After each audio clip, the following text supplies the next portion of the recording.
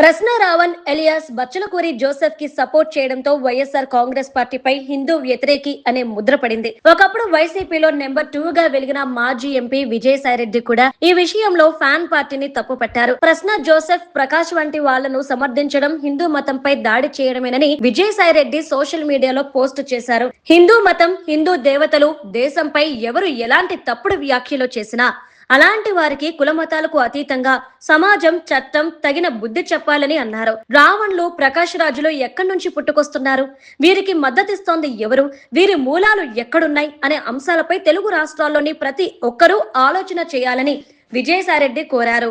బలవంతపు మత మార్పిడిలను సమర్థించడం మన సంస్కృతి. దేశ సార్వభౌమాధికారంపై ఇష్టారాజ్యంగా అసభ్య పదజాలంతో దాడి చేయడం కొందరికి ఫ్యాషన్ గా మారిందని, ఇలాంటి వ్యాఖ్యలను సమర్థించే వారికి కూడా అదే స్థాయిలో గుణపాఠం నేర్పించాలన్నారు. ఒక పథకం ప్రకారం మన దేశానికి, హిందూ మతానికి వ్యతిరేకంగా తెర వెనుక నుంచి విషయం కక్కించే కార్యక్రమాన్ని నడిపిస్తున్న విషయాన్ని గమనించాలని, రావణ్, ప్రకాష్ రాజులను సమర్థించడం అంటే హిందూ మతం, సనాతన ధర్మం, దేశంపై వైసీపీ దాడి చేస్తున్నట్లే అని విజయసాయిరెడ్డి తేల్చేశారు. ఇలాంటి ఆలోచనలను ఉగ్రవాదంగా భావించి తెలుగు రాష్ట్రాల ప్రభుత్వాలతో పాటు కేంద్ర ప్రభుత్వం కూడా ఇలాంటి కుట్రలపై కఠిన చర్యలు తీసుకోవాలన్నారు.